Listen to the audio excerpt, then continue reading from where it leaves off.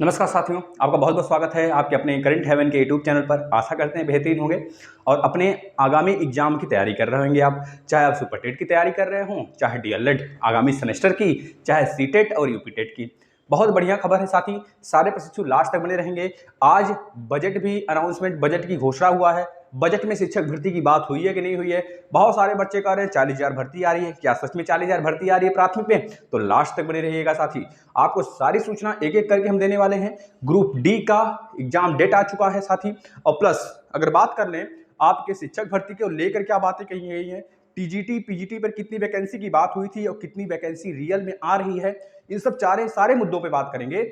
आज हमारे जो बजट यानी विधानसभा में चर्चा हुई है। और दूसरी तरफ साथी, जो प्रशिक्षु अफवाह के नजर से ग्रसित है ना, हम उनसे एक बात कहना चाहते हैं, अगर कोई भी चीज आप देखें तो सामने वाले को सही सूचना दें, अन्यथा कंडीशन में आप देखना ही छोड़ दीजिए। जहां से आपको सटीक जानकारी मिलती है आप वहां से जानकारी लीजिए। साथ ही आप लोग लास्ट तक बने रहिए। 2 दिन से वीडियो नहीं आ पा रहा था मात्र इस वजह से कि साथी चैनल पे कुछ प्रॉब्लम चल रहे थे। एक दिन हमने लगाया, ऑनलाइन आने का प्रयास किया, लेकिन प्रोसेस जो है कि जैसे यूट्यूब की तरफ से रोक दिया जाता है, कुछ दिक्कतें आ जाती हैं। तो इस बात को लेकर हमने वीडियो फिर से 10 बज गए और वह छोड़ा नहीं, यूट्यूब पकड़े रहा उस वीडियो को। हमने कहा चलो जाने दो, बच्चे सो रहे होंगे, डिस्टर्ब करने से क्या ही फायदा है। जब आपके लिए सोचा जाता है, आपके लिए दिन भर खबर लाई जाती है, तो आपका भी रिस्पॉन्सिबिलिटी है कि आप लोग बच्चे लास्ट तक बने रहें। और प्लस जो बच्चे कह रहे हैं सर टीजीटी में अनाउंसमेंट, मतलब टीजीटी के लिए जो डीएलएड वाले प्रशिक्षु हैं उन्होंने एक मतलब पत्र लिखा हुआ है शासन को कि भाई हमें भी अलाउ किया जाए जिस प्रकार से बीएड वाले को प्राथमिक में अलाउ किया गया है। इस पर एक सेपरेट वीडियो भी लाएंगे और प्लस जो शिक्षक भर्ती आने वाली है उस पर भी सेपरेट वीडियो लेकर आएंगे। और एक बड़ी न्यूज यह है कि जो बच्चे प्रत्यावेदन देने जा रहे हैं अपनी चौथी बार एग्जाम कराने को लेकर, वहां से भी एक बहुत बड़ी अपडेट है साथी। आप लोग अंत तक बने रहेंगे, सारी जानकारी आपको यहाँ पे दी जाएगी। और एक ग्रुप डी का जीके हम डेली लाते हैं। तो आज आपके सल्तनत काल के जितने भी वंश थे, मुगल वंश, मतलब मुगल वंश, गुलाम वंश, खिलजी वंश, तुगलक, सैयद लोदी और प्लस मोहम्मद गौरी आया था, ये सारी बात हम कर लेंगे आज ही मात्र 2 मिनट में। तो चलिए, पहला है आपका क्या बताना है भैया? पहला चीज है भैया ग्रुप डी एग्जाम डेट आ चुका है। कब आया है भाई, इस पे चर्चा कर लीजिए, अभी करते हैं। दूसरी तरफ पहले देख लीजिए किस किस पे चर्चा होने वाला है।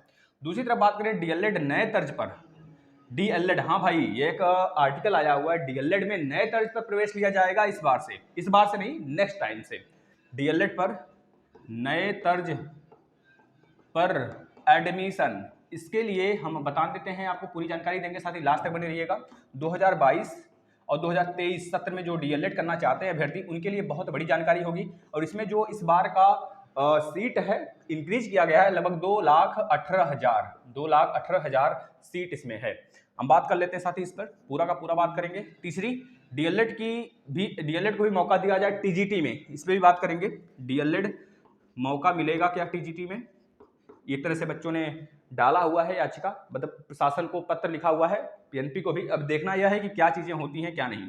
मौका टीजीटी में पीजीटी में तो सबको जो पोस्ट ग्रेजुएशन होंगे उनको अलाउ किया जाएगा। और एक बात और है साथी, जो टीजीटी पीजीटी हैं भविष्य में उनके लिए यूपीटेट एक तरह से अलाउ कर दिया जाएगा, यूपीटेट करना अनिवार्य कर दिया जाएगा उनके लिए। तो आप लोग यूपीटेट निकाल लेंगे इस बार, और घबराए नहीं।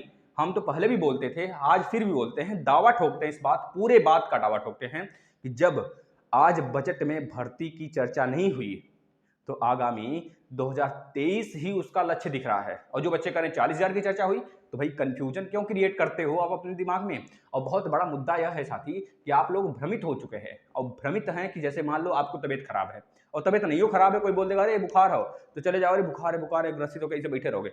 अब सच में लगेगा कि बुखार हो गया है, अब सच में बुखार हो जाएगा। लो, किसी बीमार, किसी तंदुरुस्त आदमी को कहने लगो बार बार, अरे तू कैसे टेढ़ होकर झुक के चलत है यार, कैसे झुक के चलत है यार। तू जाकर बार बार देखेगा शीशा में, सच में हम झुक के चल रहे हैं क्या? सच में झुक के चल रहे हैं? उस अपने आप को सीधे करेगा, सीधे करते करते पता चला बाद में टेढ़े कर ले पूरा का पूरा। तो इस वजह से थोड़ी सी जो बात सच्चाई हो ना उसको रखा करें, नहीं तो अपने साथ साथ दूसरों को कंफ्यूज करोगे। और यही बवाल जो कमेंट में मचा था, हम इसलिए वीडियो बना दिए इस पे। एक कल सेपरेट वीडियो भी बनाएंगे कि क्या बात हुई है आखिर बजट में, ठीक है भाई, भर्ती को लेकर। दूसरी तरफ हम बात करने वाले थे भाई डीएलएड के रिजल्ट पे चर्चा कर लेंगे साथी। डीएलएड के रिजल्ट पर चर्चा करेंगे, इस बात को यहाँ पे लिख देते हैं। और दूसरी तरफ अगर बात कर लेते हैं कॉपी चेकिंग प्रोसेस। हाँ बच्चे, आपका बहुत कमेंट आ रहा है सर कॉपी कब से चेकिंग होगी, इस पर एक संशोधन किया गया है इनके द्वारा। चेकिंग होना था 25 तारीख से ही, लेकिन अब यह 1 जून से स्टार्ट हो जाएगा आपका कॉपी चेकिंग होना। इसके बाद साथ ही बजट पे क्या चर्चा हुआ है भर्ती को लेकर, बजट पर आज के बजट में चर्चा क्या हुआ है भर्ती को लेकर। 40,000 आ रहा है क्या भाई? 40,000 आ रहा है क्या? वाह, बड़ी खुशी की बात हो गई, 40,000 आ रहा है तो। इसके बाद साथी लेखपाल कट्टा बहुत ही बड़ा मुद्दा है साथी अपने आप में। जो लेखपाल का कट्टा बनाया गया था, लेखपाल जो पीईटी का, लेखपाल के लिए पीईटी का कट्टा बना, तो उस पर अभ्यर्थी याचिका लगा दिए थे इलाहाबाद हाईकोर्ट में। इलाहाबाद हाईकोर्ट द्वारा एक उस उनकी याचिका को खारिज करते हुए साफ साफ कहा गया, यूपी ट्रिपल एससी मतलब आयोग की तरफ से बोला गया, उनके पक्ष में बोला गया कि भाई जो भी इन्होंने मुद्दा निकाला था कि 15,000 गुना बच्चों को, मतलब 15 गुना बच्चों को इन्होंने लेने की पूरा का पूरा संरचना बनाया था, जब 30 गुना बच्चों को ले लिए तो इसमें इनकी गलती है ही नहीं। अगर कोई भी काम शुरू होने से पहले अगर वह डिस्कस मतलब उसका इंट्रोड्यूस हो जाता, जैसे मान लीजिए हम घर बना रहे हैं, घर बनाने से पहले हमने बता दिया कि यह किचन यहाँ पे होना चाहिए, यह बाथरूम यहाँ पे होना चाहिए, एक बेडरूम यहाँ पे होना चाहिए, हॉल यहाँ पे होना चाहिए, इस तरह की बातें हमने संरचना निकाल दिया। अब संरचना बन गया तो मिस्त्री को कहाँ डांटेंगे भाई? हम मिस्त्री को डांटेंगे भाई क्यों यहाँ हॉल यहाँ बना दिए, हमने तो हॉल उसी को बनवाने को कहा था। अब मिस्त्री को बोलेगे सर थोड़ा तो तुम्हारे पास दिमाग नहीं था कि हॉल यहाँ पे बनवा देते, तो भैया जो बोले रहे वही आधार पे होगा ना। उसी प्रकार से जब डिस्कस कर दिया गया था लेखपाल में कि भाई जो भी चीजें हैं, अगर आप कह रहे हो कि नंबर फिक्स कर देते, नंबर फिक्स हो जाता, अगर नंबर मान लीजिए सही बोल रहे हैं आप, अब जो चीजें होंगी नए रूप में डिस्कस होगा फिर उसके बाद। यानी कि लेखपाल के जो याचिका दायर किया गया था भर्ती पेट के लिए बच्चों, उसका कट ऑफ उसी आधार पे होगा जिस आधार पे आयोग ने जारी किया है। आपकी सुनवाई रद्द कर दी गई, यानी खारिज कर दिया गया है आयोग, मतलब कि आपके हाई कोर्ट द्वारा उसको खारिज कर दिया गया है कि यूपी ट्रिपल एससी की ही बात मान्य है, सर्वोपरि होगा, वह जिस प्रकार से कर रही सही कर रही है, यानी कट्टाफ के अनुसार ही बच्चों का चयन होगा। और 19 जून को पूरा चांस है, पूरा क्या पेपर होगा 19 जून को इसका। दूसरी तरफ अगर बात कर ले मेरे मित्रों, प्राथमिक स्तर को लेकर कोई चर्चा नहीं हुई है, इसमें सारी बात करेंगे हम, दूसरी तरफ भी बात करेंगे, सब कुछ करेंगे। यह बात है बच्चों, हमने बता दिया पेट को लेकर, इस पे चर्चा दोबारा नहीं करते हैं। अब देखिए सबसे पहले बात कर लेते हैं बच्चों ग्रुप डी के एग्जाम के लिए, फिर उसके बाद सारी बातें हम एक एक करके आपको समझाएंगे सुनाएंगे, आप लोग लास्ट तक बने रहिएगा। और ग्रुप डी के जीके की भी चर्चा करेंगे साथी, बहुत बड़ी वैकेंसी है साथी, इसको हम बहुत अच्छे तरीके से आप समझाएंगे और सेपरेट वीडियो भी बनाएंगे साथी हम बजट वाले को लेकर। और एक चीज़ और है साथी, एक है प्रत्यावेदन वाले प्रशिक्षुओं के लिए थोड़ा सा खबर है, जो बच्चे जा रहे हैं वहाँ पे बातें बार बार क्या बोली जा रही है उनके द्वारा, उस पर चर्चा करेंगे, उनका एग्जाम होगा कि नहीं होगा, और जो 2 बार मतलब 2 सेमेस्टर में जिनका बैक है उनका एग्जाम होगा कि नहीं होगा, उसको हम खुल के यहाँ पे बोलने का पूरा प्रयास करेंगे हिम्मत जुटा के। ग्रुप डी का एग्जाम जो है साथी यह होने वाला है जुलाई में जिस आधार पे फाइनल इन्होंने नोटिस निकाला है उस आधार पे बताया जा रहा है, और वह फाइनल नोटिस एनटीपीसी के समय भी निकाला गया था, सेम हूबहू वही, और इनके द्वारा साफ साफ कहा गया 1-2 दिन पीछे हो सकता है या फिर 1 हफ्ते ज्यादा से ज्यादा आगे पीछे हो सकते हैं, बस आगे पीछे दोनों, पहले भी कराया जा सकता है बाद में भी कराया जा सकता है, क्योंकि 12 जून को लास्ट फेज है शायद एनटीपीसी के एग्जाम का, सेकंड फेज जो एग्जाम चल रहा है लास्ट, जो उसका 1 2 3 या फिर थर्ड लेवल या फिर सेकंड लेवल का एग्जाम है, थर्ड लेवल का शायद है, तो उसका एग्जाम कराया जाएगा। फिर उसके बाद साथी आपका एग्जाम शेड्यूल है पहले से, तो आप लोग बिल्कुल जोर शोर से साथी लग जाएं ग्रुप डी के लिए, यही कहना चाहते हैं। आगामी डीएलएड पर नए तर्ज पर एडमिशन होगा, हाँ इसके लिए एक नोटिस है, आपको पढ़ के सुना देते हैं। उसको हमने टेलीग्राम पे भी डाल रखा था, जो बच्चे टेलीग्राम पे नहीं जुड़े हैं प्लीज़ विनती है टेलीग्राम पे जुड़ जाएं, और जो बच्चे 4th सेमेस्टर और 2nd सेमेस्टर के पूरा का पूरा क्लास करना चाहते हैं, मैथ का क्लास हमने कंप्लीट करा दिया है डीएलएड का, और 2-3 दिन में डीएलएड के जो एसएसटी हैं साइंस वो भी स्टार्ट कर देंगे, उसका सिलेबस पहले हम बनाएंगे डिजाइन करेंगे, फिर उसके बाद आपको ये चीज़ें बताई जाएंगी। सीटेट यूपीटेट की बेहतरीन तरीके से तैयारी करनी है तो रोज मतलब यूपीटेट तो पूरा का पूरा कंप्लीट करा दिया गया है भाई। आप जो बच्चे मांग रहे हैं सर पीडीएफ दे दीजिए हिंदी का, भाई आपको बोर्ड पे पढ़ाया गया है, बोर्ड पे पढ़ाया गया है तो आप खुद उसको नोट करिए ना, लेकिन पीडीएफ उस चीज का दिया गया है जो आप क्वेश्चन कर रहे हो, जैसे कि 100 क्वेश्चन, 150 क्वेश्चन, 200 क्वेश्चन ऐसे कराया गया है हर एक टॉपिक पर, उसका पीडीएफ हमने टेलीग्राम पे दिया है। जिन बच्चों को नहीं मिल रहा है, टेलीग्राम पर एक ऑप्शन है फाइल नाम का, भाई 1 साल हो गए उसका पूरा का पूरा हमको दिए हुए, है ना, तो फाइल नाम के ऑप्शन पे जब जाएंगे आप तो वहां पे क्लिक करेंगे तो वहां पर आपको नजर आ जाएगा सारे के सारे पीडीएफ, स्क्रॉल कर लीजिएगा पीडीएफ सारे नजर आ जाएंगे आपको, वहां से पीडीएफ आप डाउनलोड कर सकते हैं सारे के सारे, जिन बच्चों को नहीं मिल रहा है, ठीक है ना।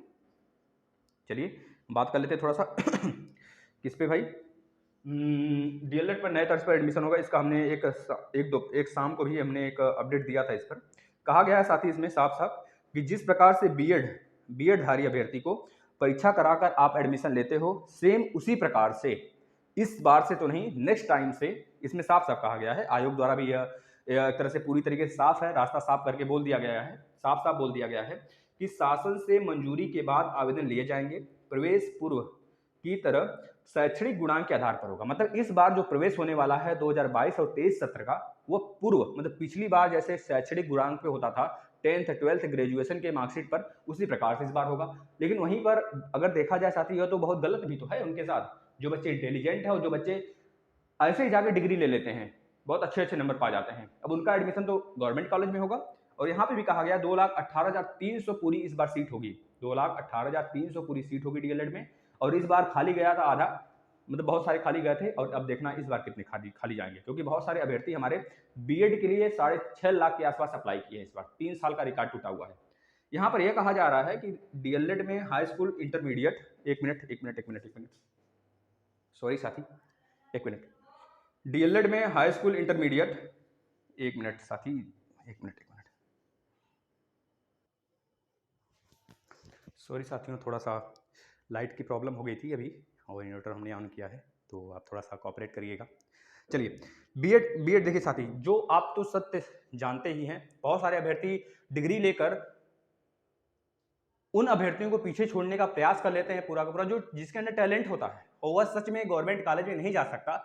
हम इस बात को मानते हैं कि गवर्नमेंट कॉलेज मतलब डाइट मिले आपको या फिर निजी संस्थान पे करें, बात तो इक्वल है, लेकिन वह अभ्यर्थी जो सच में मेहनत करके नंबर लाया होता है, अच्छा परसेंटेज लाया होता है, उसकी फैमिली थोड़ी पुअर होती है। तो हमारा यही मानना है साफ साफ कि डीएलएड में भी एग्जाम कराकर एडमिशन लेना चाहिए नेक्स्ट टाइम से, यह हमारा मानना है। और इस बार जो बच्चों का एडमिशन होगा 2022 और 23 सत्र के लिए 21, मतलब कितने बच्चे होंगे भाई इस बार, 2,18,300 सीट होगा इसमें डीएलएड में। और दूसरी तरफ डीएलएड में मौका मांगा गया है टीजीटी, मतलब टीजीटी में बच्चों को कहा गया है डीएलएड को भी अनिवार्य किया जाए ब्रिज कोर्स करा के। देखिए इसमें साफ साफ कहा गया है डीएलएड बीटीसी डिग्रीधारियों ने टीजीटी भर्ती में मांगा मौका।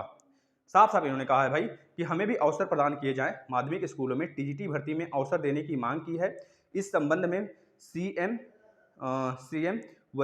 व शिक्षा मंत्री को पत्र भी लिखा गया है। डीएलएड प्रशिक्षु पंकज मिश्रा का कहना है कि जिस प्रकार प्राइमरी स्कूल में 69,000 के लिए बीएड धारी को वैलिड किया गया था, सेम उसी प्रकार से हमें भी ब्रिज कोर्स करा के उनकी इक्विवेलेंट बनाकर हमें भी टीजीटी में मौका दिया जाए। बस यही साफ साफ बात है। अब यह देखना है, आप लोग खुद बताइए कि क्या यह फैसला सही है, निर्धारक है। अगर आपको आपके भोजन पर बीएड वाले अभ्यर्थी टूट पड़े हैं, तो आपको भी कम से कम टीजीटी में मौका तो मिलना ही चाहिए, किसी भी सूरत में मिलना चाहिए कि नहीं मिलना चाहिए, इस पर एक सेपरेट वीडियो भी बनाएंगे हम कल, आप खुद देखिएगा। दूसरी तरफ कॉपी चेकिंग को लेकर, कॉपी चेकिंग भाई आपका 1 जून से स्टार्ट हो रहा है प्रशिक्षु। आप लोग बिल्कुल भी मस्त तरीके से अपना पढ़ाई शुरू करेंगे अगले सेमेस्टर का, उसका भी हम बहुत जल्द क्लास लगा देंगे, घबराने की बात नहीं है। सेकंड सेमेस्टर हो चाहे 4th सेमेस्टर हो, उसका मैथ कंप्लीट करा दिया है हमने। प्लेलिस्ट में आइए, टेलीग्राम में ज्वाइन हो जाइए, हम उसका प्लेलिस्ट शेयर कर देंगे। और आप लोग से विनती भाई, आप लोग पढ़ना शुरू कर दो, 4th सेमेस्टर वाले बच्चे और 2nd सेमेस्टर वाले बच्चे मैथ कम से कम पढ़ना स्टार्ट कर दीजिए, जो हमने बहुत ही बेहतरीन तरीके से राजन सीरीज, पवन सीरीज बुक सबका निचोड़ दे रखा है। आओ तो प्लेलिस्ट में पहले भाई। कॉपी चेकिंग आपका 1 जून से स्टार्ट होगा। अब 1 जून से होगा तो जून जुलाई, क्या जुलाई के 15 तक आ जाएगा?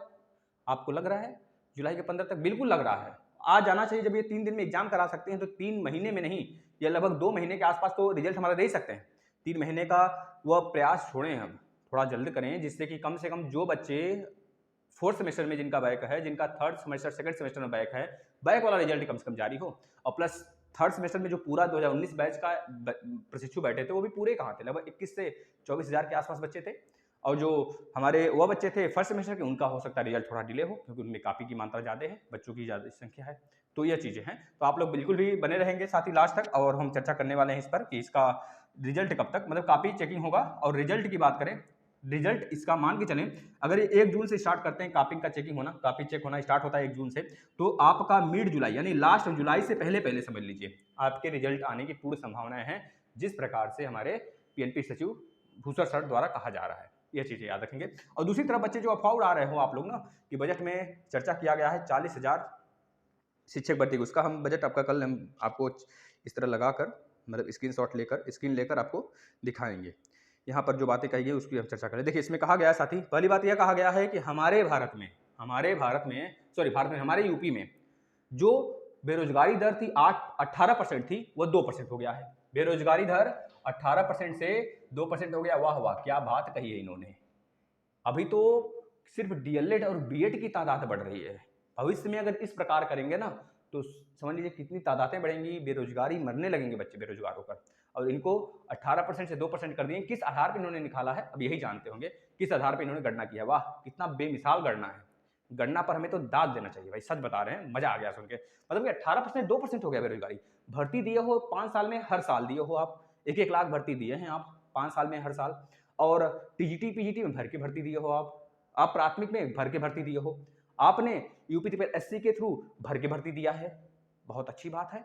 अब आप में मतलब यूपी में अगर बेरोजगारी घटेगी नहीं तो किस राज्य में घटेगी भाई, ये तो बता देना जरा। बस हम तो यही कहना चाहते हैं भाई, भर्ती आपकी मतलब आए चाहे ना आए। और लेकिन ये निकालें चाहे ना निकालें भर्ती, लेकिन यह तो गलत बात है भाई। 18% आप भर्ती पहले बात दे नहीं रहे हो, और प्लस ये बता रहे हो कि 18% से घटकर 2% हो गया है। कहाँ का इंसाफ है भाई ये। और रही बात इंसाफ की, और यह तो तानाशाह कहा जाएगा। तानाशाही साफ साफ है साथी, जब आप भर्ती दे नहीं रहे हो, 18% से 2% घटा के दिखा रहे हो, किस आधार पर दिखा रहे हो। बच्चे नहीं है क्या, बच्चों की बात यहाँ पे दबाई जाती है, हम लोग की बात नहीं सुनी जाती है। भले हम सरकार चुने हैं कि नहीं चुने हैं तो भगवान जाने, अगर सरकार बनी है तो हम ही लोग चुने हैं। और इस आधार पर अगर देखें तो ये हम लोग के काम, हम लोग ये भी नहीं चाहते थे। जो भी चीजें हैं साथी यह आपके सामने हैं, और भर्ती आप खुद देख सकते हो, भर्ती किस आधार पे, भर्ती का क्या रचना बना हुआ है, संरचना। और ये बोले हैं जो 40,000 बच्चों ना, ये 40,000 आपका भर्ती नहीं है, पिछला बैकलॉग भर्ती है। इसमें कहा गया है माध्यमिक शिक्षा एवं शिक्षक चयन हेतु साक्षात्कार समाप्त कर 40,402 शिक्षकों का चयन एवं 7,540 पदों का सृजन किया जाए। सृजन की बात सही है, 7,540 का सृजन किया जाए, यह बात सही है। और यह तो पिछला वैकेंसी साथी, इसको क्लियर करने की इन्होंने बात किया है। उसमें जो असुविधाएं थी उसमें हम चर्चा करेंगे साथी। और रह की बात, अच्छा प्रत्यावेदन वाले को भी चर्चा नहीं की है ना। और रह की बात बच्चों, जो 7,000 के आसपास भर्ती आ रही, 7,540, यह केवल और केवल टीजीटी पीजीटी की भर्ती है। इसमें कहा गया था 27,000, भर्ती आ रही 7,540, आते आते 700 ना हो जाए भाई, ये देखते रहना थोड़ा सा। 7,540 भर्ती आ रही है साथी। इसमें टीजीटी पीजीटी वाले बच्चे, यह अगले नेक्स्ट मंथ आ जाएगा। नेक्स्ट मंथ ये आपके सामने होगा, जो कि आज बोला गया। और एक बात और कान को सुन ले, प्राथमिक की कोई बात ही नहीं हुई है इसमें, प्राथमिक भर्ती की सुन भुन नहीं हुआ है। यहाँ तक कि कुछ भी नहीं कहा गया है कि यहाँ तक कार्यभार शुरू हुआ, कहाँ पे खत्म हुआ, क्या आगे प्रोसेस होगा, किस दिन आएगा कि नहीं आएगा, खत्म हो गया क्या भर्ती बनी भी है कि नहीं बनी है, प्राथमिक स्कूल चलते भी हैं कि नहीं चलते हैं, ये किसी बात पे चर्चा नहीं किया गया है। इसका आप पूरा का पूरा इस पर सोच सकते हो कि आगामी, यह सिर्फ असर इसका है साथी क्योंकि आगामी लोकसभा का चुनाव है।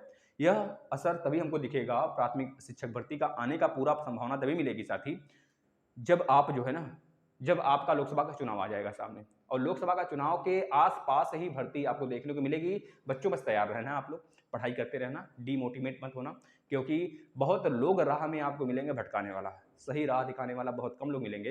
अगर आपको आज हमारी बात बुरी लग रही है ना, प्राइमरी के लिए जो हमने बोला है और टीजीटी पीजी जो भी बात बोला है, कल वही बात हमारी सच लगेगी तो आकर नमस्ते करोगे, ठोकोगे सलाम। दूसरी बात कर लेते हैं साथी, प्रत्यावेदन वाले प्रशिक्षु। हाँ, बहुत सारे प्रशिक्षु जा रहे हैं तो वहाँ पे यह बातें कही जा रही हैं कि आपका जो प्रत्यावेदन है अभी मत जमा करिए, रिजल्ट आने के बाद एग्जाम के 1 महीने पहले जमा करिए। पिछली बार तो ऐसा नहीं हुआ था। तो हम कहते यही हैं, अगर वह सही बोल रहे हैं तो मान सकते हैं उनकी बात हम, अगर वह सही बोल रहे हैं भाई, वहाँ पे आयोग से हैं तो वह सही बोल रहे हैं सारी बातें। रिजल्ट आने के बाद आप धुआं करिएगा प्रत्यावेदन के लिए, अभी थम जाइए। हम यही कहेंगे, रिजल्ट आने के बाद आप रेगुलर जाते रहिएगा, रिजल्ट आ जाने दीजिए जो इस बार हुआ है, उसके बाद आप रेगुलरिटी के रूप में डेली बच्चों वहां पर प्रत्यावेदन देने जाएंगे। जो बच्चे दे दिए हैं वो फिर से जाकर देंगे, जमा करेंगे प्रत्यावेदन। ठीक है भाई। दूसरी तरफ बात कर ले साथ ही ग्रुप डी के जीके का, तो हम आपको चर्चा कर लेते हैं ग्रुप डी के जीके का। रिजल्ट की चर्चा हमने कर लिया, कब आएगा भाई, कॉपी चेकिंग का हो गया, सारी चीजें हो गई है ना। हम बात कर लेते हैं ग्रुप डी के जीके का। आज ग्रुप डी के जीके में साथ ही हमने रखा हुआ है सल्तनत पीरियड। सल्तनत काल में आपको पता है 5 है ना, 5 वंश होते हैं, गुलाम वंश, खिलजी वंश, तुगलक वंश, सैयद वंश, लोधी वंश। और कब से स्टार्ट होता है सारी बात करते हैं। आपको पता है साथी, मोहम्मद गौरी साथी भारत पर आक्रमण करता है पहली बार 1175 में, मुल्तान पे आक्रमण करता है, जो गुजरात वाले इलाके में है।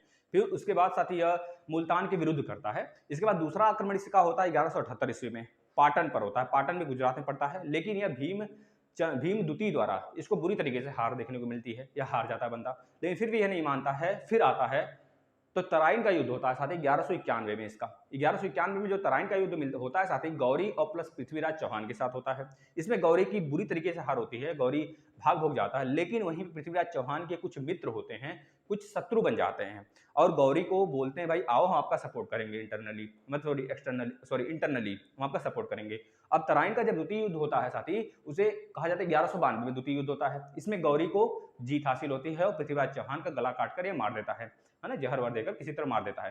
फिर उसी बाद चंदावर का युद्ध होता है। चंदावर का युद्ध 1194 में होता है, गौरी प्लस जयचंद के बीच में होता है। अब जयचंद एक हिंदू शासक होता है, गौरी मुस्लिम शासक होता है, मोहम्मद गौरी। अब इसके बाद यहीं से मुस्लिम का सिलसिला स्टार्ट हो जाता है साथी हमारे देश में।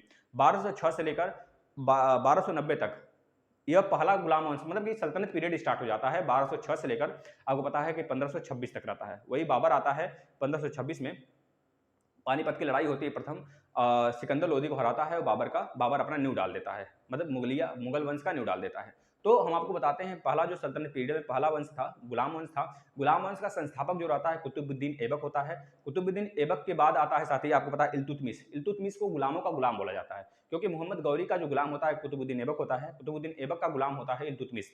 इस बात को याद रखना है साथी। कुतुबुद्दीन ऐबक वही है जो चौगान खेलते समय घोड़े से गिर के मर गया था। चौगान एक तरह से खेल होता है जो स्टिक के द्वारा गेंदा नीचे होता है उसको खेला जाता है। इस तरह से वो शिकार पे जाया करते थे राजा पहले, इस तरह से इनका इंटरटेनमेंट था उस समय का। तो कुतुबुद्दीन ऐबक गुलाम वंश का संस्थापक होता है और कैमूर्स करके है यह गुलाम वंश का अंतिम शासक होता है। गुलाम वंश जो चलता है 1206 से 1290 तक चलता है, याद रखेंगे साथी। इसके बाद आ जाता है खिलजी वंश, दूसरा खिलजी वंश। खिलजी वंश जो चलता है साथी 1290 से लेकर 1320 तक चलता है और इसमें जो पहला शासक होता है खिलजी वंश का संस्थापक होता है गयासुद्दीन खिलजी होता है और लास्ट शासक होता है गयासुद्दीन खिलजी की बात साथी कौन होता है भाई? एक मिनट, खिलजी नहीं भाई, खिलजी का बताइएगा थोड़ा सा कौन सा संस्थापक होता है और कौन इसका लास्ट होता है। इसके बाद खिलजी वंश के बाद दूसरा आ जाता है, तीसरा वंश आ जाता है तुगलक वंश। तुगलक वंश जो चलता है साथी 1320 से लेकर 1398 वंश तक चलता है और इसका जो संस्थापक होता है गयासुद्दीन तुगलक रहता है साथी, गयासुद्दीन तुगलक, है ना। और जो इसका अंतिम शासक होता है वह रहता है महमूद तुगलक रहता है, महमूद तुगलक, मोहम्मद नहीं महमूद तुगलक होता है। इसके बाद जो चौथा शासन इसका स्टार्ट होता है साथी सैयद वंश का। सैयद वंश का जो शासन होता है साथी यह रहता है आपका 1414 से लेकर 1451 ईस्वी तक रहता है। बच्चे याद रखेंगे तुगलक का 1320 से 1398 तक था, सैयद का 1414 से लेकर 1451 तक। इस बीच में सर क्या हुआ 1320 से 1398 तक जब तक था तो 1398 से 1414 के बीच में क्या था साथी, वहां पर एक हिंदू शासक देखने को मिला था हमें। तो याद रखेंगे सैयद वंश आपका 1414 से लेकर 1451 तक था। इसमें जो पहला वंश था साथी संस्थापक था खिज्र खां था और लास्ट शासक था आलम शाह था, याद रखेंगे। इसके बाद लोधी वंश आता है। लोधी वंश वही लास्ट वंश साथी सल्तनत काल का, जिसके बाद इसका सल्तनत पीरियड खत्म हो जाता है। इसके बाद मुगल वंश स्टार्ट हो जाता है। सल्तनत में लास्ट शासक मतलब लास्ट वंश लोधी वंश। लोधी वंश में 3 ही शासक आते हैं। तो जो पहला शासक होता है जो संस्थापक होता है लोधी वंश का वो होता है बहलोल लोधी, बकलोल लोधी के नाम से फेमस है, संस्थापक होता है। और सिकंदर लोधी लास्ट शासक होता है जिसको बाबर ने पानीपत के प्रथम युद्ध में इनको हराया था। पानीपत कहाँ पे पड़ता है आप खुद बताइएगा, हरियाणा में पड़ता है। पानीपत का द्वितीय युद्ध साथी अकबर और हेमचंद के बीच होता है 1556 में और पानीपत का तृतीय युद्ध 1761 में होता है ना। मराठा और अब आपको पता है कि अफगानों के विरुद्ध होता है उसमें ना। आपकी कमेंट ले लेते हैं साथियों, बहुत बड़े बड़े कमेंट, इतने बड़े कमेंट कौन लिखता है भाई, कौन है यार? ऋचा कुमारी जी इतना बड़ा आप लिखे हो भाई, ए भगवान, मतलब एक पेज का इन्होंने लिख दिया है। एक पेज का भाई अब कौन पढ़ने जाएगा बताओ। चलो पढ़ते हैं। देखिए ललचा सेठ जी, हाँ भाई कल आपका नहीं आ पाया था, कुछ हमने बताया कारण था कल और परसों वीडियो, जो कि कुछ कारण थे यूट्यूब की तरफ से, वैसे 9 बजे प्रॉब्लम्स आ जाते थे, लेकिन आज है, आप इसको देखेंगे। अगर डिले हो जाता है थोड़ा बहुत अब उसको थोड़ा सा सुधार लिया करें और प्रार्थना यानी क्षमा दे दिया करें भाई अपने गुरु को। क्या डीएलएड वाले टीजीटी दे सकते हैं? बिल्कुल, इसके लिए प्रस्ताव रखा गया है। अब देखिए हमेशा यहाँ पे मार देखने मतलब लड़ाई देखने को मिलती है हमें, क्योंकि आपको पता है कि अब टीजीटी के लिए डीएलएड वाले प्रशिक्षु और प्राथमिक के लिए बीएड वाले प्रशिक्षु एक दूसरे के थाली पर ये वार करने शुरू हो गए हैं। पता है इसका कारण क्या है? अगर जंगल में एक शेर है एक लोमड़ी है और दोनों भूखे हों या फिर 2 शेर हों, दोनों भूखे हों, अब वहां पर उनको मारकर शिकार करना है, किसी भी पशु पक्षी को मारकर शिकार करना है। अगर कोई पशु पक्षी नहीं मिलता है तो दोनों आपस में लड़ बैठते हैं अपने भोजन के लिए। पहले अगर बहुत सारा भोजन है तो बचा भैया सभी लोग समय समय पर खा लेते हैं, लेकिन अगर भोजन बहुत दिनों दिन बाद आए तो वहां पर टूट पड़ेंगे सारे उस भोजन पर, चाहे उसके लायक हो चाहे ना हो। इसी प्रकार से यहाँ पे देखा जा रहा है डीएलएड वाले प्रशिक्षु प्राथमिक में केवल अवेलेबल होते थे, और जो बीएड वाले प्रशिक्षक हैं टीजीटी में अवेलेबल होते थे, मतलब उनके लिए वैलिड हुआ करते थे। उसके बाद यहाँ पर अब ऐसी स्थिति बन चुकी है कि एक दूसरे के वैकेंसी पर दोनों लोग लड़ाई करने लगे हैं। जब टीजीटी के लिए, जब प्राथमिक के लिए बीएड अलाउ हो सकता है, तो टीजीटी के लिए क्यों डीएलएड नहीं हो सकता? यह मुद्दा बहुत ही शानदार मुद्दा है, होना चाहिए ऐसा। उज्जवल गुप्ता जी, आप बातें सही कह रहे हैं भाई। अगली बात कर लेते हैं। ललिता सेठ जी, क्या डाइट वाले डीएलएड वाले टीजीटी कर सकते हैं? बताया तो भैया अभी तक ऐसा कोई प्रस्ताव बस रखा गया है शासन के सामने भी और सरकार के सामने, मतलब एक तरह से पीएनपी के सामने भी और शासन के सामने भी।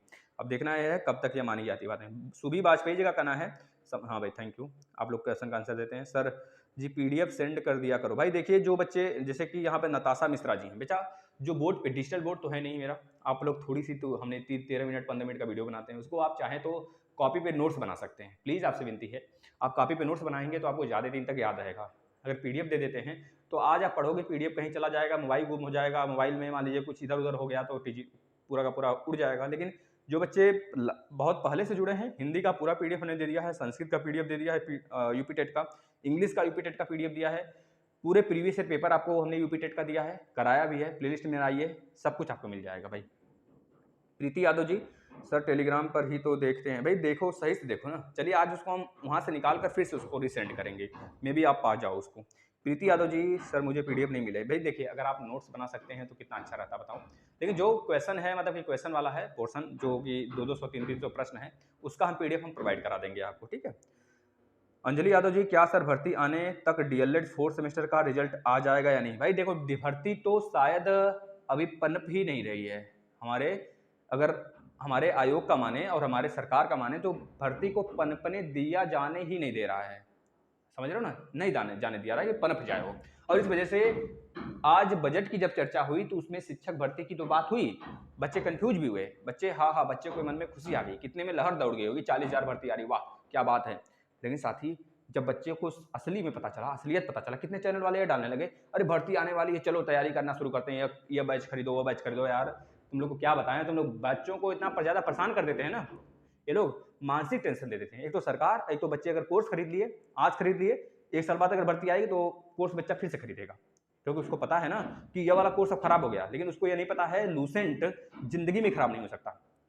लेकिन अगर उसे लगेगा कि अब हमको ये वाला जीके पढ़ना चाहिए, इस जीके से सिलेक्शन होगा, इस जीके से नहीं होगा, जो बुक में है मुगल वंश उससे सिलेक्शन नहीं होगा, अगर जो पीडीएफ के थ्रू पैसा में बेच रहा है ना उससे सिलेक्शन हो जाएगा, तो बच्चे उसको लेंगे, क्योंकि पैसे मिल रहा है ना, फ्री का कोई नहीं खरीदना चाहता। और बच्चों याद रखना, यही स्थिति आपकी सारे बच्चों को बेकार करते चला जा रहा है। अगर आपको जो चीज़ें फ्री में दी जाती हैं, आप नहीं उस पर आते हो फ्री में, क्योंकि भाई वह हलवा लगता है आपको, अरे क्या ही होगा, फ्री का दिया जा रहा है तो सभी लोग दे रहे हैं। लेकिन एक दिन याद रखना साथी, जितना भी यूपी टेट सी टेट हमने करा दिया है, उन बच्चों से कंपेयर कर लेना और खुद से कंपेयर कर लेना पीडीएफ खरीद कर, जो हमारा वीडियो देखा है कंपेयर कर लेना। अगर आपको क्वेश्चन नहीं आता है, मतलब हमारे बच्चों को अगर वो क्वेश्चन नहीं आता है, तो आपको भी वो क्वेश्चन नहीं आएगा, इतना लिखित देते हैं हम आपको। बच्चों का नाम है, हाँ भाई, चंद्र प्रकाश श्रीवास्तव जी, आप बिल्कुल सही बोल रहे हैं। 1 जून से स्टार्ट हो जाएगा कॉपी चेकिंग होना, बिल्कुल 1 जून से 7 जून के बीच स्टार्ट होना है, यह बिल्कुल सत्य बात है, ठीक है भाई। ऋचा कुमारी जी, हम आपके कमेंट पढ़ते हैं बेटा अभी। Himanshu Yadav ji, thank you.